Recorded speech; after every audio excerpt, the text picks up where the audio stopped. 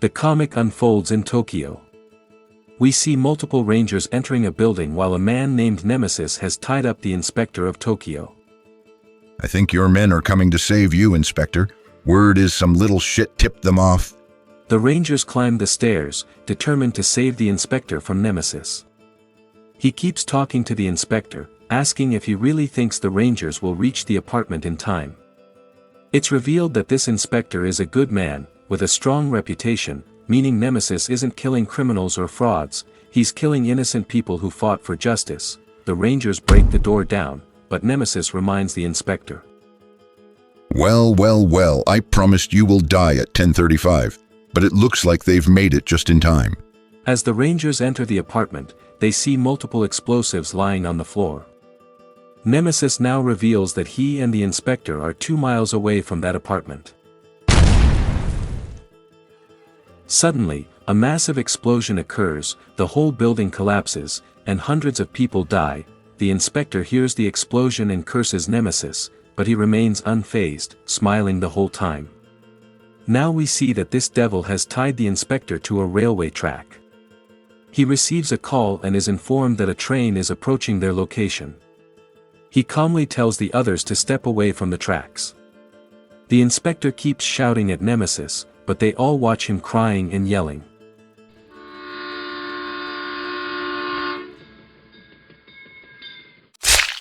Suddenly, the train hits him, killing him instantly. His partner says he loves when their last words get interrupted.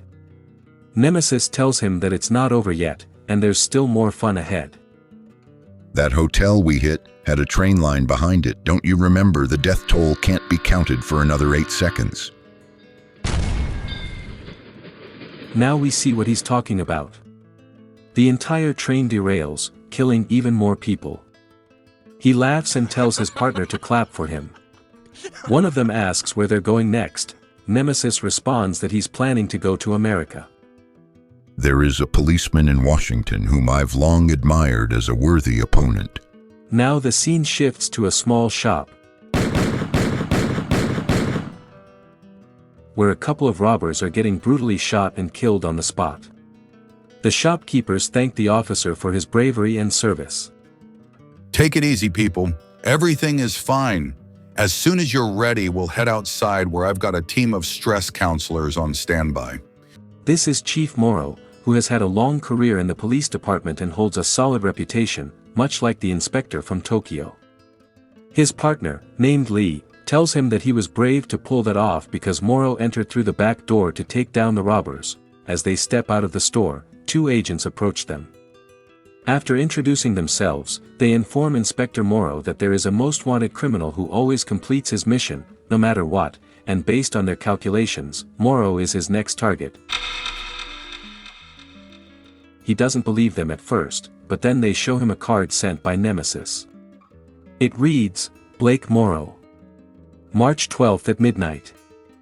Flatline still counts. This card has a deeper meaning, which will be revealed later.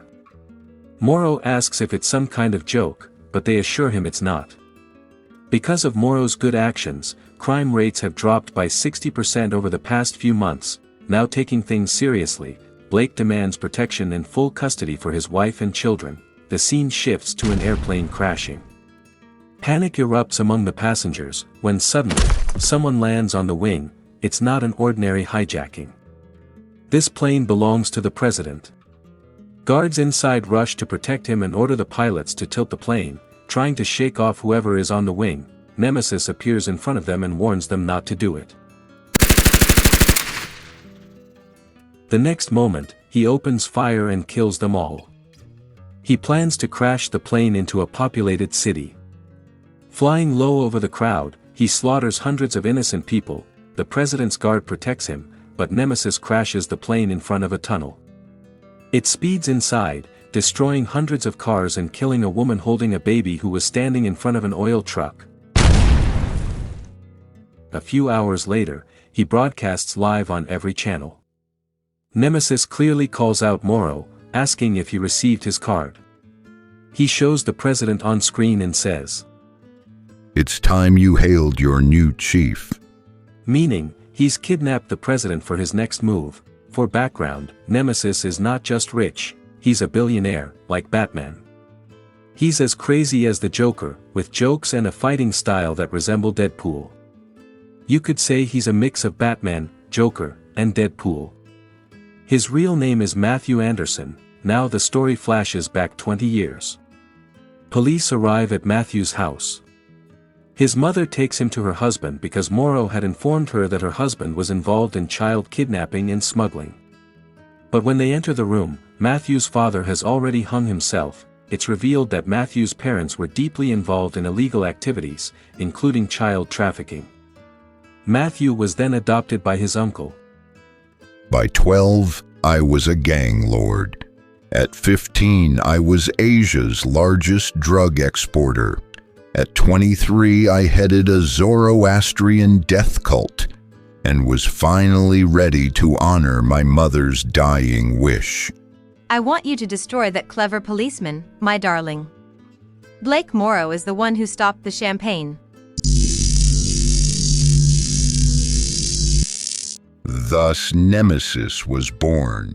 All those other cops just practice. Now it all makes sense. Mathew wants revenge.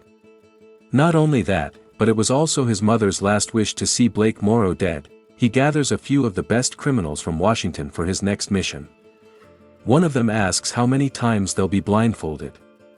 Mathew says they're standing on his property, so he can't reveal the location. Another asks about the president. I'm saving the president for our grand finale, Jackie. Now why don't you all sit down and enjoy a couple of lines? He begins brainstorming riddles for the police. What gets wet when drying? An explosion at the Redskins football stadium. The more you take, the more you leave behind. What are they? The theft of the Hope Diamond. What fastens two people but touches only one? The battered bodies of two spinsters. Meanwhile, Morrow meets Mathew's uncle. They've been friends for years, but the uncle declares he's not funding Mathew. In fact, he'd love to see him behind bars. The scene shifts to the White House. Morrow, army generals, top politicians, and heads of the police are discussing how to rescue the president. Mathew sends them a riddle. Morrow solves it. His next target is the Pentagon. Suddenly, everyone starts choking.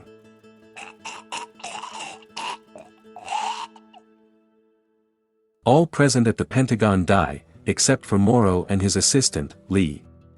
He tries to save someone, but Nemesis appears and says, I pumped a nerve gas through the entire building. All 20,000 people are dead. They shoot at him, but the building is equipped with bulletproof glass. The reason you're still breathing is because we gave you the antidote in your morning coffee. Neither of you dies until March 12th, remember. Sergeant Lee shouts that Nemesis has posted something online. Blake threatens him, but Nemesis mocks him, saying he couldn't even save the president. He also reveals he uploaded nuclear codes online, then walks away. The next day, Morrow and Lee set up a trap to catch Mathew Anderson. They're informed that Nemesis has taken the bait. The scene shifts to Mathew in a car, being chased by a helicopter. A unit has blocked the other end of the bridge.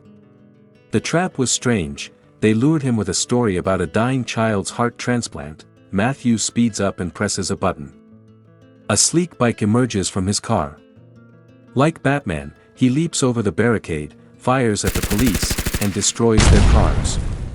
But he ends up at a dead end. As the helicopter pilots inform Blake that they've caught Mathew off guard, he jumps from the bike and fires a rocket at the helicopter, destroying it.